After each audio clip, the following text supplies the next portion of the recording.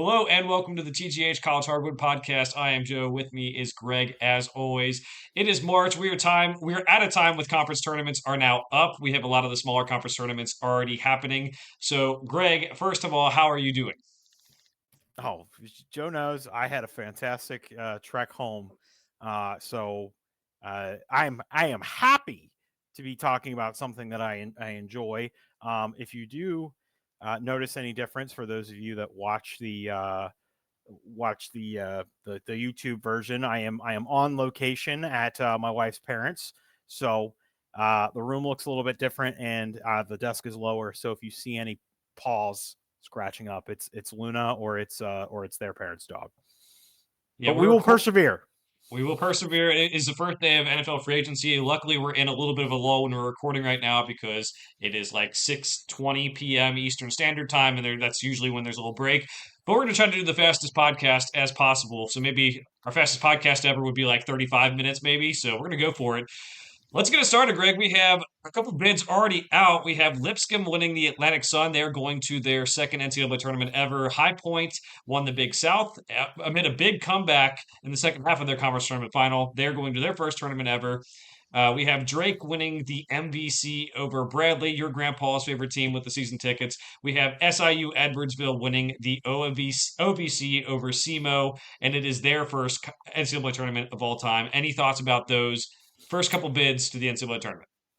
Pat yourself on the back with Lipscomb. You got that one right. Although our teams both did face off in the title game, so that means we know something, I guess. High Point, going to be looking for them in the bracket. If we get like a High Point, I don't know. I don't want to name any teams yet, but be looking at that matchup for possibly them getting a first round win. Again, it'll just depend.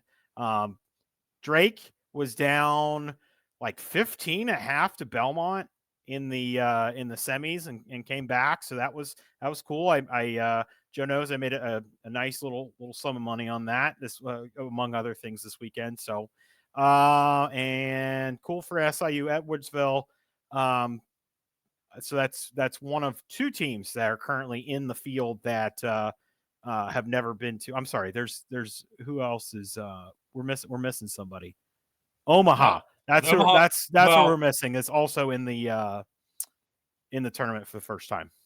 they are, and they got the bid based off of weird circumstances, we'll say, because the St. Thomas was in the final against them, and they're basically in no matter what at that point. So Omaha gets into the big dance. So there's a lot of new faces in the NCAA tournament. I agree with what you said. High Point is a key team to watch where they're seated. If they're a 13-4 matchup, a 12-5 matchup, whatever it is, they could get a win. And Drake has had a fantastic year that will frustrate a lot of teams because of the pace they play at. They play a lot slower than a lot of other NFL college basketball teams. They also play a lot slower than a lot of NFL teams too. All right, so we have other news, Greg. We have new coaches. Let's start it off. Florida State, Luke Laux, a former Florida State guard that I remember playing there, I guess 10, 15 years ago now, but it makes me feel old. Has some NBA assistant coaching experience. I don't have too many thoughts on this one, but it does kind of reinforce what we talked about, Greg, about a lot of the coaches that are going to be hired are not going to be from mid majors this year. There might be a couple when we get closer, after a couple, maybe a tournament run or maybe a little bit later when some other jobs open up. But for right now, it seems like it's an NBA heavy hiring process. Yeah. So him. One more we've already kind of touched on. Utah hired NBA assistant off their bench. So I feel like a couple years ago the swing or the in thing was, hey, let's hire our alum, and that. But it felt like a lot of those were guys that had like no coaching experience at times, or barely any, or at least in terms of head coaching. A lot of these guys, if I'm just looking through, like Laux, it does have some head coaching experience, but at lower levels, looks like he was a G League coach at some points and overseas and whatnot. But most recent job, King's assistant, um, former Hamilton player. So technically, it fits that alum mold that we've been seeing a lot of lately. Yeah, definitely. So those two jobs have been filled. We'll see how they do. I don't have too many big opinions on Either of those coaches, we'll see if they work out. Just mentioned Utah firing Craig Smith. I think was still kind of odd with how things went, but and then Miami finalized Jay Lucas as head coach. We talked about him earlier, more of a recruiter, more so. I mean, we don't know if he's a good X's and O's coach. We're about to find out. And then the other news, Greg, that I didn't even list in our thing. NC State, a year after making the Final Four, has fired Kevin Keatts. NC State looking for a new direction. They did not qualify for the ACC tournament, so their season is over right now. But a fast turnaround when you go from making the Final Four to where you are now. But when you take into account that last season wasn't even a good season, other than making the tournament and then getting to the Final Four, but during the season it wasn't that good. And then this year you have such a bad drop off, kind of points you to that direction of where a firing was probably necessary to get them to where they want to go. Yeah, well, how I heard someone pose this question: how would you have felt last year if they fired him or mutually agreed to part ways after the Final Four? I mean, it would have felt weird, but like if they were gonna fire him anyway, like we got here less than a year later, Yeah, I yeah, you could have picked a like I feel like the candidate pool might have been a little better last year. They depending on again when they fired him, I can't remember who was still available around the Final Four, but maybe they could have had Rick Pitino or something. I don't know. Maybe he could have been talked into that's still an East Coast job or something. I don't know. I would yeah. imagine he would like to he would still be at St. John's either way, but um it feels weird, but like we got where we thought we were going to get to. Yeah, probably like if they didn't make the tournament, if Virginia would have fouled up three in that ACC tournament, he would have been fired last year. But you can't fire a head coach who goes to the Final Four. Just not how it works. So maybe they're getting a little bit worse of a coaching crop. But Greg, as we've seen, like a lot of times we think we like some of these mid-major coaches and they go get that job and then they stink. Like maybe we might be seeing a Cincinnati with Wes Miller. As much as I thought he would be a good hire, I mean, so we'll kind of, I guess, I don't know. For me, at least me, I'll kind of keep my head open to what they might do and figure out where they might go from here might be better than we think. All right, so Greg, we had Auburn losing twice this week. You put on our sheet, should you be worried, just to kind of recap what happened. On Tuesday, they play Texas A&M in a weird game in that it was Texas A&M senior night, but more importantly, they retired Wade. I just shouldn't say retired. They put his jersey in the rafters, Wade Taylor, which is weird to do for a player who is still playing, but they did that, which is fine. So they had a little bit more energy in the building for this one. Auburn already had the SEC locked up. Anderson Garcia was a menace on the boards with 11 rebounds, which, as we talked about, Greg, just if you're going to beat Auburn, you need those bodies to throw at people. Janai Broom had a bad game, may have cost himself National Player of the Year with this one. So they lose that game. And then on Saturday, play a thriller against Alabama, and they lose in overtime 93-91. Mark Sears hits a floater in overtime to get the win. This is a game where I think it was kind of back and forth, and then we had a little bit of I would say rivalry shithousery, we could say, where we had the Clemson, or excuse me, the Auburn or Alabama crane kick kind of going on, and so some pushing and shoving. Grant Nelson was good for Alabama with 23 points in this one. Mark Sears actually played pretty terrible, but helped get them the win with that floater. And this is the one where it kind of almost maybe brought Janai Broom back to like maybe he should win the Player of the Year because he had 34 points and 8 rebounds, even though it was in a loss. So Greg, after all hearing all those results, after I'm sure you watched both the games, are you concerned about Auburn? I mean, I think it's fair to say that the number one overall seed might be in doubt now, but are you concerned about them in the tournament? I think I mean when you look at the context, like okay, coming off of winning, locking up the SEC title, sometimes you might have a little bit of a hangover. Denver Jones didn't play at all Tuesday night. The thing that gets me, and I know Texas A&M is especially known for their rebounding, 41-25 total rebounding margin. That's insanity. Like that's the thing. And it wasn't just Anderson Garcia. He definitely, I think somebody, one of it was either you or one of our friends in the last week, I think it was you, said that guy rebounds like his life depends on it.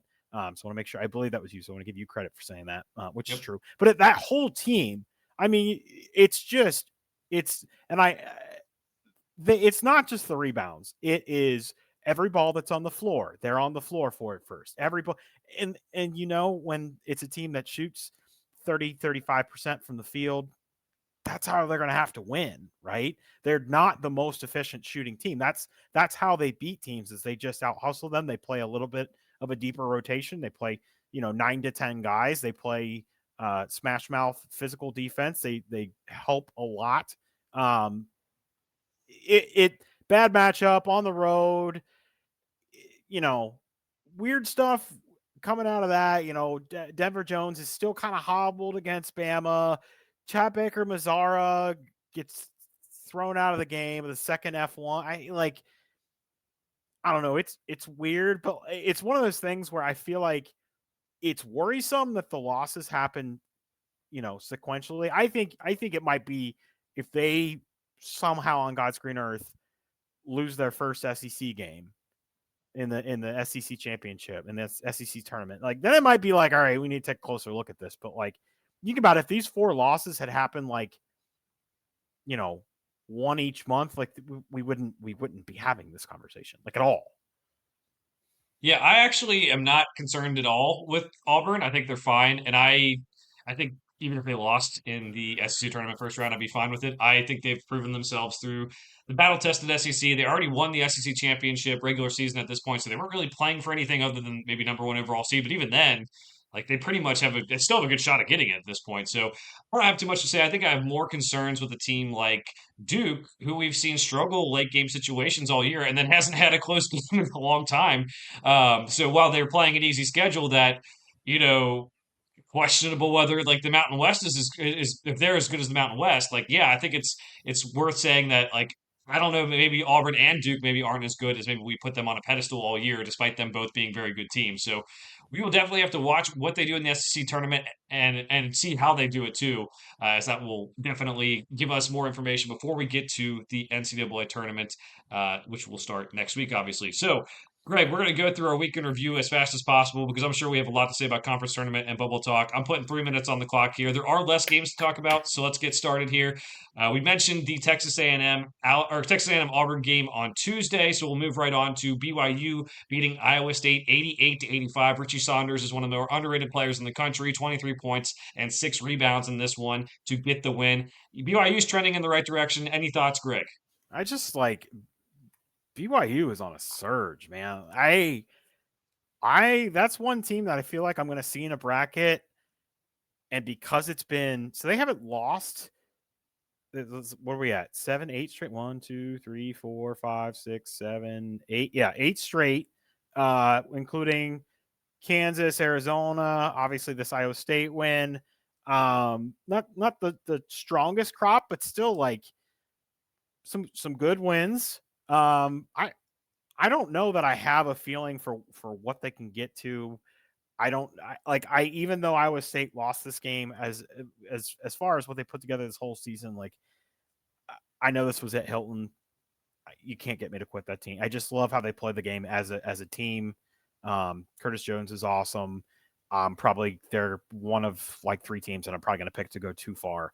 I don't know what I'm going to do with BYU. And again, I hate saying it because it's like it's all based on context. It's all based on where they end up in the bracket. But I just feel like I don't have a strong gut feeling about this team one way or the other. Like they just kind of hovered in anonymity until the last like 3 weeks. So now I'm like, it's like this thing that just popped up, and I'm like, I don't know what to do with this. Like I didn't have to worry about this like 3 weeks ago. Now it's here. Definitely. I don't have anything to add because we are short on time here. Tennessee, Ole Miss on Wednesday. Greg, we both picked Ole Miss to win 78-76. Impressive that they won this game while Jordan Gainey and Chazanier had good games. Zakai Ziegler had 15 assists. Jamin Brakefield for Ole Miss had 19 points in that one. We'll move on to Florida and Alabama, a matchup of top 10 teams. Florida looked like the better team all game long, 99 points to 94 points for Alabama. Mark Sears had a good game for Alabama with 30 points. Alex Condon scored 27 points and had 10 rebounds in that game.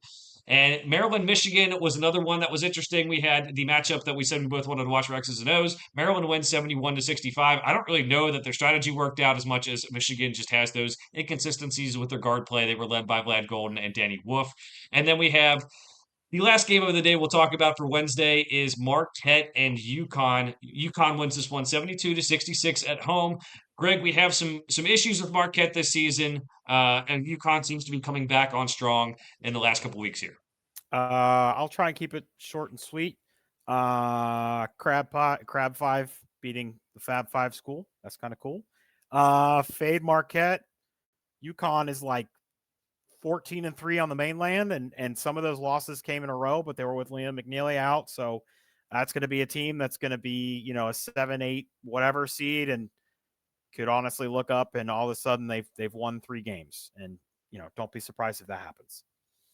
Definitely. Moving on to Friday, we have Illinois beating Purdue 88-80. This I is don't want one to where talk about this game. yeah, Greg believes in Purdue a lot, and his guy Braden Smith, 18 points, 12 assists. So there's that. But Illinois, I said in the last week's podcast, all they have to do is not shoot threes like dog shit, and they win all their games. That's pretty much what happened. They did not shoot threes like dog shit, and they won the game. They shot 36.7%. So if they can kind of keep that up, that's something to watch out for. Greg, no thoughts on that one, just because you don't want to I talk about mean, it. I still like both. I still like both of these teams. Illinois makes their way back into the AP poll today. They're right in that UConn spot where, they went through a rash of injuries and sickness and whatnot and lost a couple of games, but they're back at full strength, full power. If they're like an 8 seed or whatever, I don't know where you said you had said you might be releasing a bracketology today, but I don't know if you guys know this. Joe also has NFL free agency to deal with as he talked about. So his life's a little busy right now. He may not get the bracketology out today. I don't know if you've even cracked it, but I'm curious where you would in your mind where you'd have them. I probably would have them as like a 7 or an 8. Yeah, something like that. And you'd be very likely to pick them, I would think, at least a game, but probably not going to beat one of these 1 or 2 seeds. I mean, even as good as they are, that's one of the things is like that little increment where they slipped up might cost them a deeper run in the tournament. Yeah, definitely. And yeah, to be honest, this is going to be a team I think could lose first round, but like if they don't shoot threes well, but also could make a run and not surprise anyone, which is weird. So, Greg, let's go to Saturday. We talked about Alabama and Auburn already. We also had St. John's and Marquette. This was a game that St. John's already had the Big East wrapped up, but they won 86-84 in overtime. They had Zuby Ejiofor's buzzer beater in overtime to give them the win. Cam Jones played his heart out for Marquette, 32 points in this one. But again, Marquette just does not have enough around him this year. RJ Lewis, 28 points, 11 rebounds for the Red Storm. We'll move on to Penn State, Wisconsin. Wisconsin was upset at home against Penn State, a team who did not even qualify for the Big Ten tournament. I think we all hate the fact that not every team is in the conference tournaments now. Kentucky had a big win over Missouri. They had some really good play from Andrew Carr, seems to be fully back from that injury, his back injury, 16 points and 12 rebounds. Missouri's defense is a huge problem, and mostly because they overhelp and just don't follow assignments, to be honest. And then we have Kansas and Arizona. Arizona was ranked before this game. Kansas beats them 83-76, going back on the right track. But Greg, we had mentioned Kansas is usually pretty good at home, so I don't know if this really changes anything from your perspective on them because this is something that we kind of saw happening anyway. No, that's they won that game at Fog, and Arizona's been kind of sliding as of late. Obviously, they had a strong surge. The thing I need to understand is the Penn State thing, and that goes down as a quad 2 loss because apparently Penn State is 63rd in the net, which I also need explained to me because if you would have had made me guess 50 times, I don't know that I would have ever landed on 63. Probably would have started at like 80 when I was guessing. That's the one that I again, I don't have a lot of gut feelings about a lot of teams, but there's something in me that just I feel like I'm going to end up picking Wisconsin to lose early, and I don't know what it is because it's weird because I love Michigan State, which we're going to talk about in a sec, and they beat Michigan State, but there's just something about this Wisconsin team I can't put my finger on it. Something's making me feel like they're going to get bounced early. I don't have hard hitting analysis for you. It's gut feeling at this point. Could definitely see that there's definitely weaknesses, and they've lost some games that maybe shouldn't. Greg, let's go to Sunday because I'm going to talk about teams that I think could lose early in the tournament. And while I was high on them during the season after seeing a couple games, Michigan loses to Michigan State 79-62. They got very much like all of their production from Vlad Gold and Danny Wolf, pretty much. And he got the next highest score was 5 points. Michigan State had them blown out from the start. Their energy was great. Jace Richardson, we mentioned him a lot the last couple of weeks. Greg, he had 18 points. His emergence is what I think is going to give Michigan State a chance to advance far in the tournament. There was a little scuffle at the end where Michigan State players, when they leave the Breslin Center for the last time, they kiss the logo at midcourt. Michigan players were standing on the logo. There was a little dust up. I didn't end up amounting to much, but there's been some kind of weird words between Dusty May and Tom Izzo. Respect, but just kind of like, oh, should we allow people during the game to kiss the logo when our guys are standing there, type of thing. It's all stupid. It's all rivalry stuff. Nothing happened. It wasn't like anyone got ejected, but just had to point it out. Yeah, I happened to look. So this game they shot 37.5% from deep. I think against Iowa earlier in the week, I think they shot over 40. I was just looking at what their 3-point shooting has been like since Richardson moved into the starting lineup. They're like in the 36 to 38 range. It's been pretty good since they moved him in. And I'm not saying it's him, obviously, individually, but it's maybe changed the dynamic of the team a little bit, and given, different looks across the court.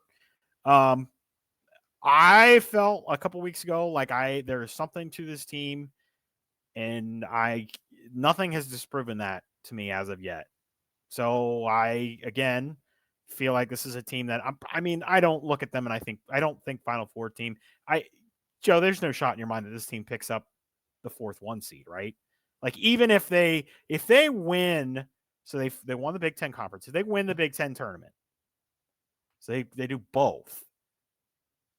I would still probably think it's like Duke, Auburn, Houston, and I don't know, Florida or maybe even Tennessee or something.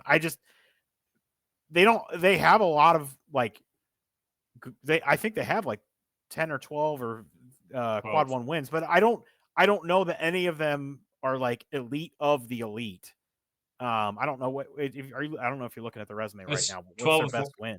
12 of 4 and quad 1. I don't know what their best win is, but it's like they have a lot of them, but like I don't know that any of them are, the best of the best kind of thing.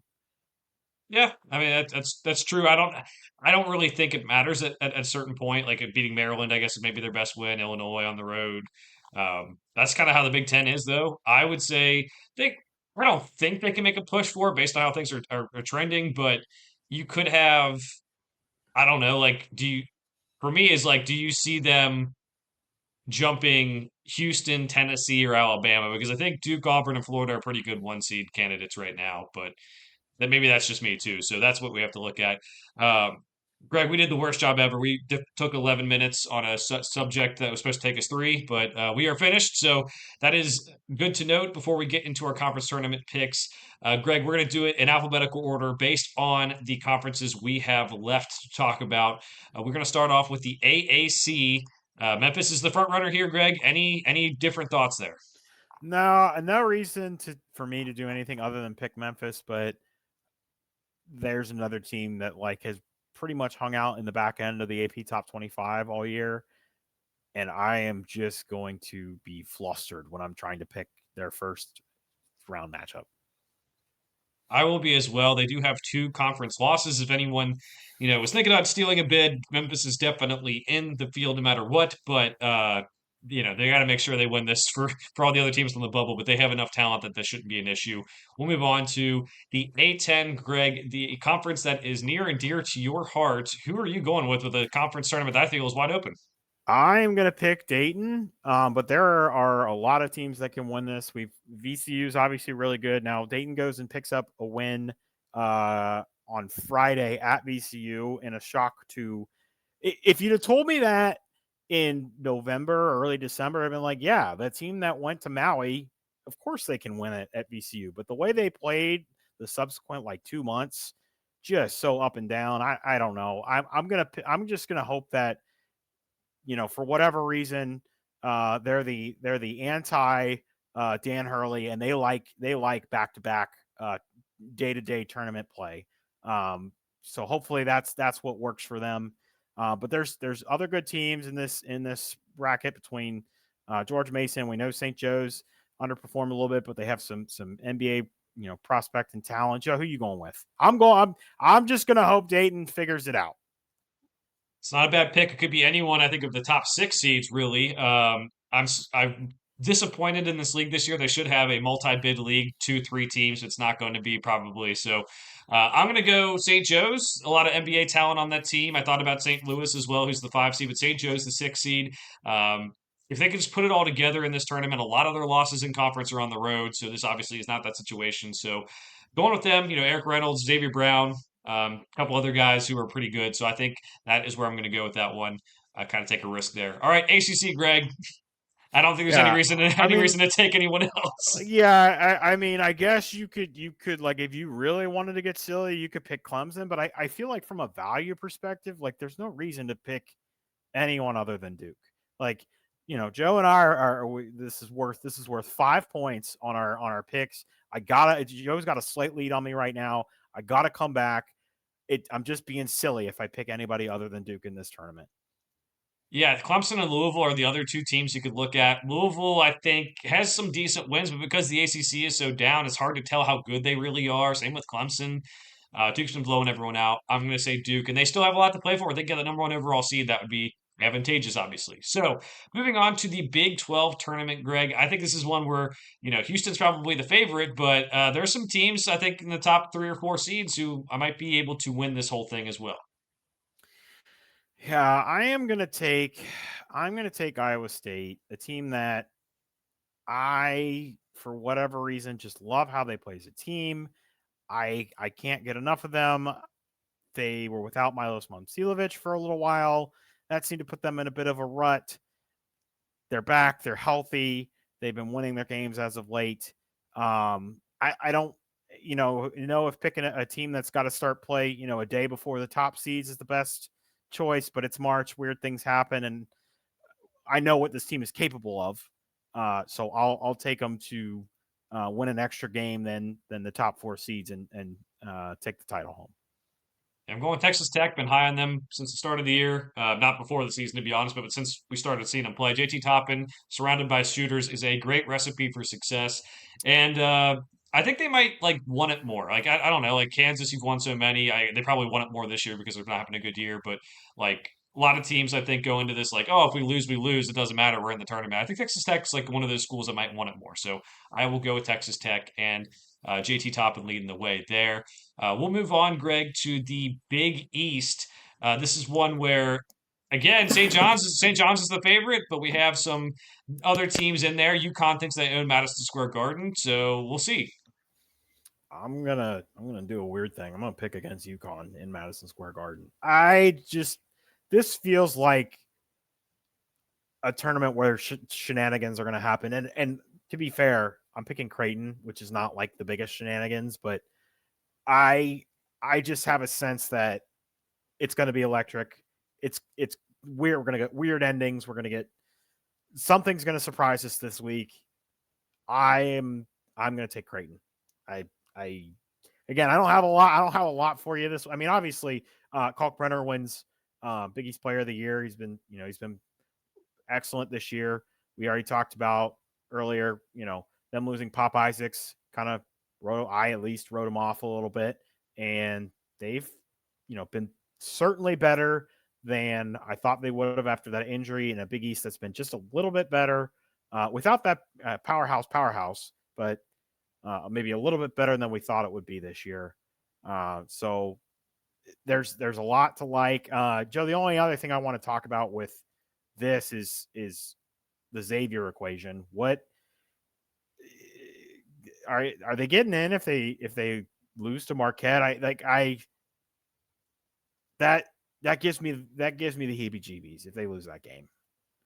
Yeah, definitely be on the line. It'll depend on how many bid stealers there are in some of these other conferences. I think they're probably in as of now, but I would not test the fates with losing if you can help it. Marquette's a team that's vulnerable. Xavier's a team that's hot. So this is definitely something to watch out for. I think John Fanta picked Xavier to win it all, and maybe they do. Maybe they avoid like St. John's and UConn somehow, and that's what happens. I don't know. Although I think they have to play St. John's after the 4-5 matchup if they win. So I'm going to go with UConn in this one, Greg. I think that they have come on strong as of late. Yes, they lost Seton Hall about a month ago. Their only other loss since then is St. John's. They are, I think getting the team closer to where they want to be. I don't necessarily like that Dan Hurley's complaining about half of his team already entering the transfer portal and kind of doing that, but I think he's going to use it as motivation somehow in his whacked out brain and get him ready to play for this tournament. And they do think they own Madison Square Garden, so we'll give them the chance there. Greg, let's go to the next one. We're going to go to the Big Ten Conference. Who are you going with here, Greg? I'm gonna surprise you and go with Michigan State, the winner of the regular season conference title, and a team that I apparently love so much. I think, Joe, the biggest shock to me was when I looked at this bracket and I went, "Oh, UCLA is the 4 seed." Okay, I like as many teams as we've talked about from this conference between Purdue and Illinois and Wisconsin and at times Oregon and then I look up and I'm like, oh, okay, UCLA's there. I just like I don't necessarily think I don't like them, but I can't imagine myself picking UCLA to do much in the tournament, which I guess I'll easily be proven wrong. But Yeah, I think this is more about teams I'm kind of out on. You said you're out on Wisconsin. I'm taking Wisconsin. I am out on like Purdue. We talked about Michigan, not as high on. For the purposes of this tournament, I think Maryland's unique because I don't think they have the most depth because they're obviously the Crab Five. And there's not a lot of guys they have. So like in a back to back, there'll be 3 days in a row they'd have to win. I'm going Wisconsin. I think the path is easy, like you said, Greg. They are the 5 seed. UCLA's the 4. I think they can win their first matchup, then beat UCLA, who's the 4, and then you get Michigan State. You're playing in a arena that I think is different for a lot of these college teams in Gainbridge Fieldhouse. Maybe Michigan State shoots poorly. Maybe you can go on and win. Their offense is good, and when you take into account Michigan State is probably the biggest threat to them in this bracket, because I don't trust Michigan or Maryland in this format or UCLA. I'll take Wisconsin. I'll take my chances there. All right, we'll move on to the Big West, Greg. This is a conference that has been better than a lot of people have thought. There are people who think they could get an at-large bid to March. I do not think that's possible, but we will see what happens. if there was going to be any small conference that was going to get an at-large bid this year, it would probably be this conference. But I'm going to take UC San Diego. They've looked pretty good since the beginning of the year. I think we talked about them after I can't remember if they beat San Diego State. There was like a team that they beat and a team that they hung with, and I can't remember which was which out west. But it's not just they ran through their conference. They actually look like a legit team. I'm with you. I don't think if they don't win their conference tournament, they're probably not going to get in. But I'd still probably rather see them in the tournament than 17-15 Ohio State if they lose to USC. But for money purposes, I'm sure they would take Ohio State. But anyway, going with UC San Diego. I disagree. If this team loses, I do not want to see them in the tournament whatsoever. This is a KenPom, analytics, net ranking, BS team. I am picking them to win this conference, but they're 35 in the net. Greg, just take a stab. Who their best win is? I don't. I know they played. They have one good win all year. Is it San Diego State that they beat, or was that just? I'm not gonna waste. I'm not gonna waste our time. Just guessing. Utah State and their next best wins are all in the hundreds, and they're not like if you look at the resume, it doesn't add up. So this is a efficiency. They're an efficient team, and with their schedule, they have 15 quad 4 wins. So I'm taking them. They're the best team in this conference. I think UC Irvine has a shot as well. But there is some bright news for them if they don't win, Greg, because there are, I believe, 7 different ADs from smaller conferences on the selection committee this year. So they might have a chance. I just don't think one win is good enough to get you a chance to get there. I think if we did a blind resume, I think we would all be taking a lot of the bubble teams over them. Just one second. Just one thought, Joe. How many quad 1 wins does North Carolina have? 1. Oh, this team has 2. Just throwing it out there. Big West better than the ACC. I'm not saying it. Not you. I didn't say it either. Oh boy. Um, all right, let's go to the next one, Greg. So that's very good that we got to the Big West there. The CUSA. I'm gonna. There's. Give me liberty or give me death. Who said it, Joe? Patrick Henry said Yeah, okay. Well, just had to it. check. It was in our Oh, text messages today. I had to make sure you're paying attention. yeah. Yeah, I'm going Liberty too. A little bit of a dynasty there. Obviously, conference has lost a lot of teams over the last couple of years, and they seem to always find a way. So we'll go with Liberty, who I believe ranks the highest in Ken Palm in conference. Moving on, Greg, to the Ivy League. I am going to take Princeton. So, for those unfamiliar, this is a 4-team tournament. It is Princeton, Yale. Is it who are the other two that I'm missing? Is It Dartmouth in it? is Dartmouth and Cornell. And Cornell. Okay. I think Princeton's got Cornell and then Yale, Dartmouth. 2-day tournament, 4 teams. Because the Ivy League rules on how and when they play their games and whatnot.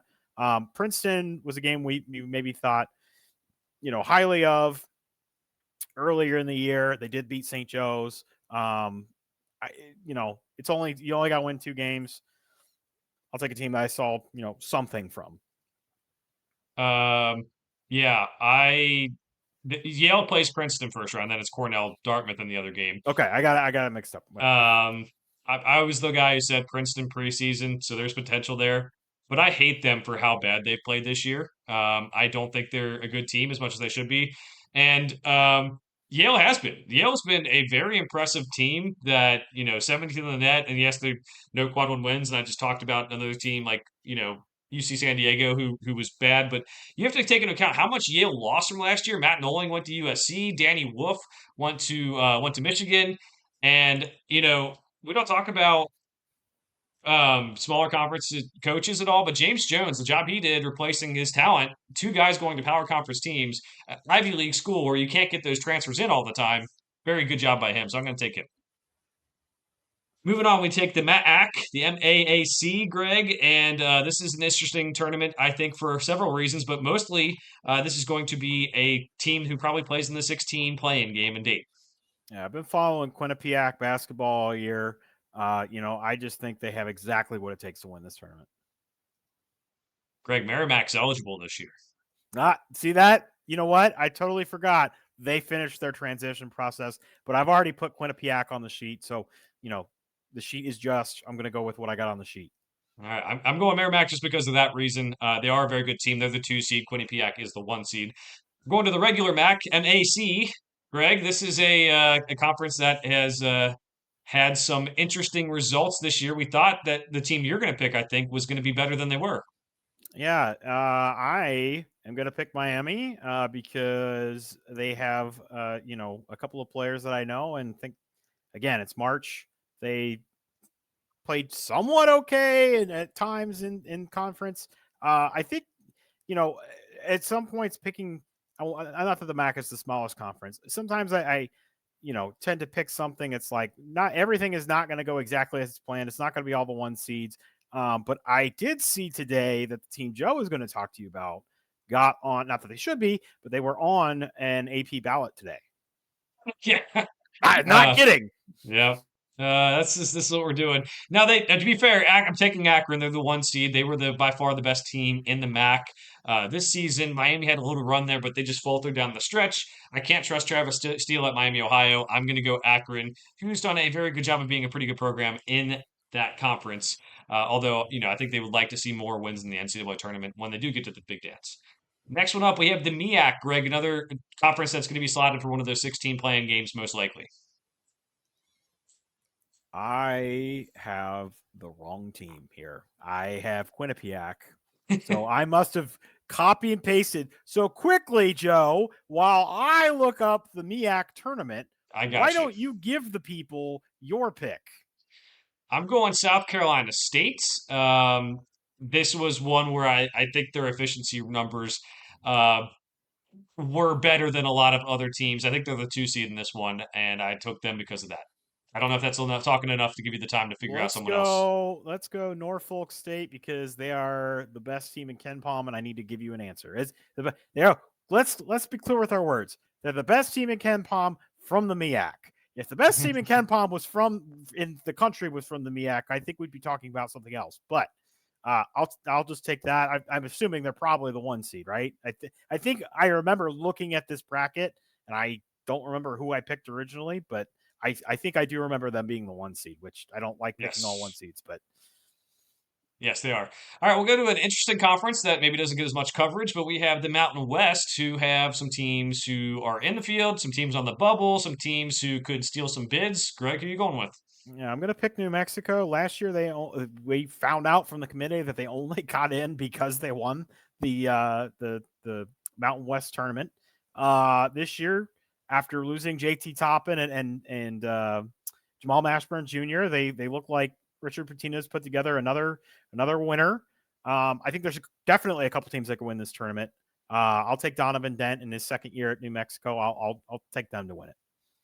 Thought about New Mexico, but I think the top half of this bracket is very tough. We have New Mexico as the 1 seed. We have San Diego State as the 4 seed. They are solidly in the field, both those teams. Then you have Boise State, who's on the bubble as the 5 seed. When you go down to the bottom half of the bracket, I see Utah State, who's in the field. You know, my guy Jared Calhoun's doing a good job in his first year there. If the first round game is going to be between 6 seed UNLV, 11 seed Air Force, and then the number 2 seed in the conference is Colorado State, who they're going to have to steal a bid to get in the tournament. So they can very easily make the final. The path's just easier. I'll take my guy Jared Calhoun in this one and stick up for him.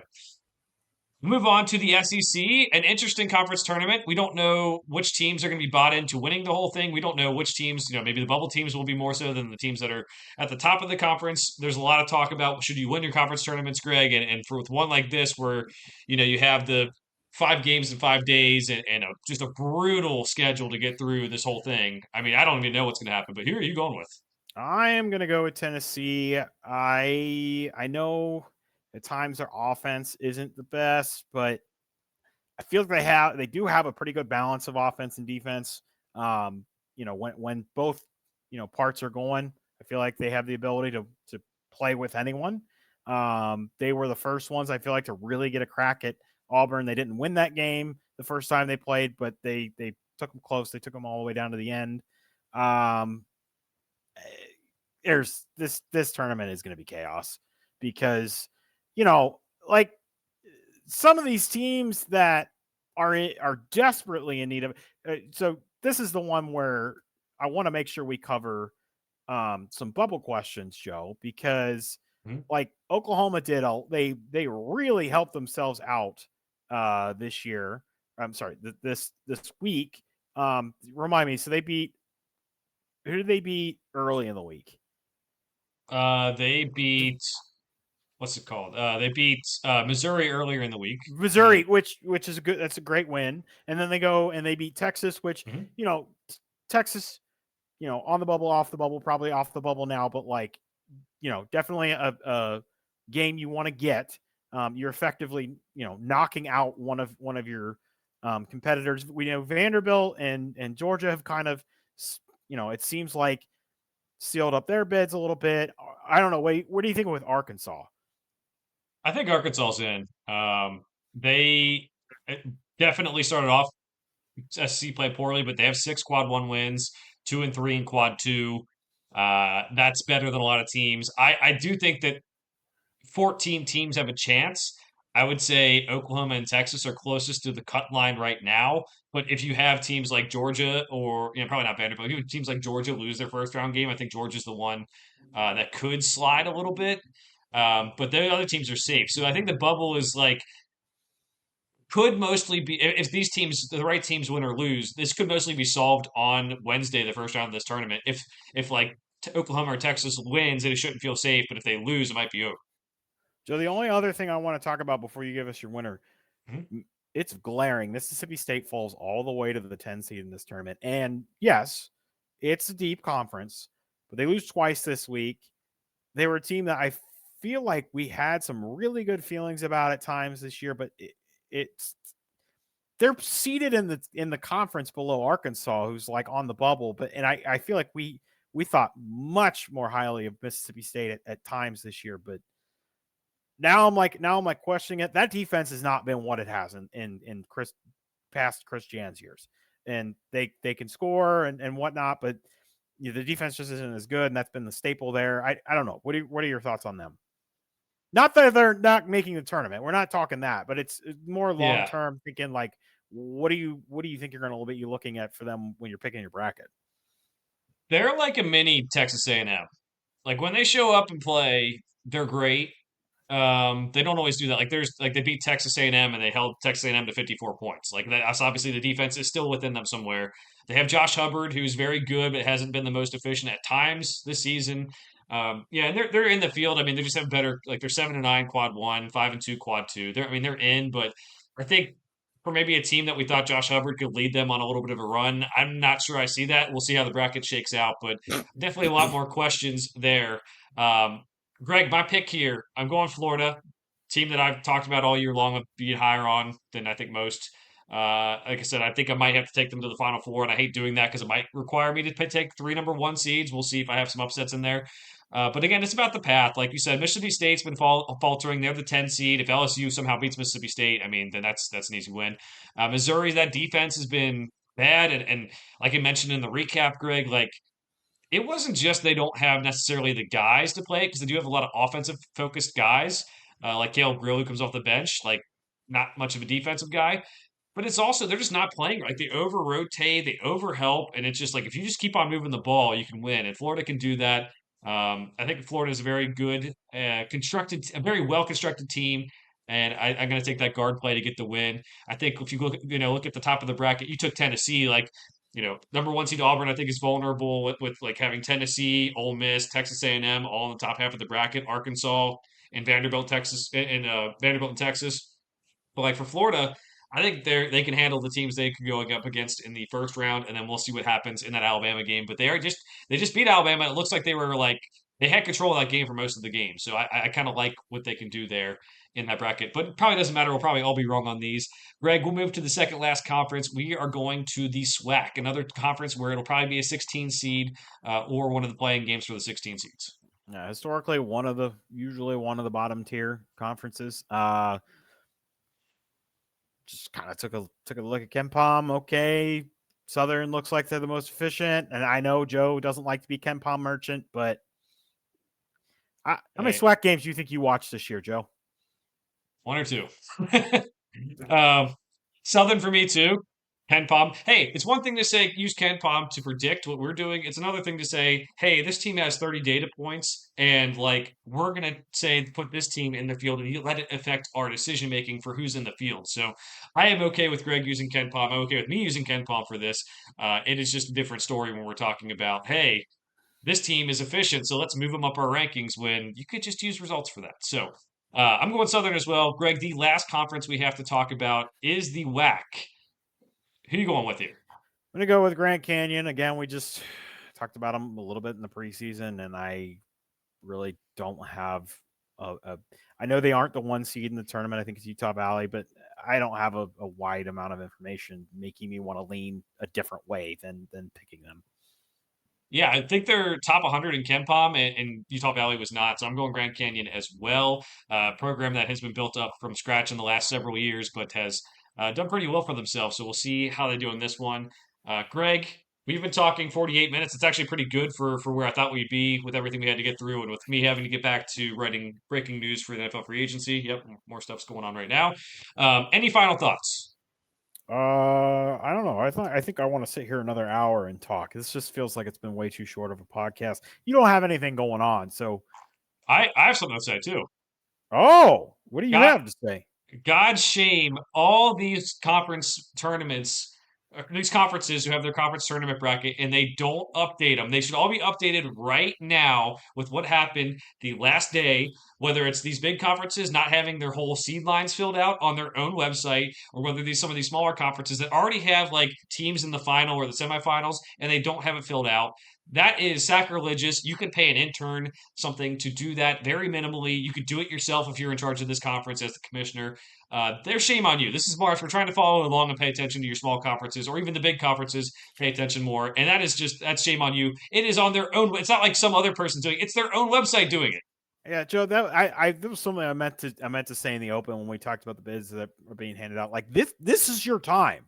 Like especially the next couple of days. Like there's no major conference basketball. You are on TV, you are the focus. Something small like that, can make all the difference. Absolutely. And one more thing, Greg, I know you want to talk more bubble watch. We talked about Xavier. Other teams to watch this week. You're going to be watching like Georgia, Vanderbilt, Texas, is that we talked about. Arkansas is probably in, but like Ohio State, like you mentioned, 17 and 14. They have some important games. Indiana has played well the last several weeks. They need to play well to continue to make themselves a case to make the tournament. Colorado State, we mentioned in the Mountain West. Am I missing any? I guess we Santa Clara just lost in the WCC, so they're out. Anyone else I'm forgetting that we need to watch? Just someone to watch in this week for Bubble Watch. Boise I State. did see, yeah, Boise State. I did see Baylor had popped into someone's last four buys. I was, looking out bracket matrix and stuff. Nebraska's done, right? Wake Forest done. UC done. We don't really need to talk about them unless they win their conference tournament, in which case I feel like they'd be more of a bid still than anything. Indiana's in your mind, right? As of now, yeah. No quad losses outside of quad one and Now 4-12, but I feel like if the situation of they lose to Oregon their first game in the Big Ten tournament and there's a multitude of bid stealers, I feel like they, along with a lot of other schools, could get pushed out. But I feel like right now they're in, but today's Monday. Talk to me on Selection Sunday, St. Patty's Day. yeah, in North Carolina as well. I'm sure we mentioned him a little bit earlier, but just 111 in quad one, had a big chance against Duke and not get the job done there. So just watch out for those teams specifically. It's hard to kind of talk about the bubble now when it could all change. If they win one game, do they have to win two? If they win one game, are they in? That type of stuff. But follow along. I'll have bracketology updated Wednesday or Thursday this week, and then I'll be doing it every day up until March Madness and be doing it up until Selection Sunday. And any final thoughts, Greg? You got something there? Yeah, I feel like it's simple for a couple of teams. Xavier, you beat Marquette, you're in. Indiana, you beat Oregon, you're probably in. Georgia, don't lose your first game. I feel like those are the teams in my mind that it's like, hey, win one game, and there's a very, very, very slim chance that enough happens that you're not in. I don't know that Xavier's going to be Marquette, but I would feel pretty safe if they win that game. Oh, absolutely. Well, that pretty much wraps it up. Remind everyone to enjoy this week and next week with college basketball having some of the best weeks of the whole season coming up. For now, thanks for watching. We'll see you guys next time.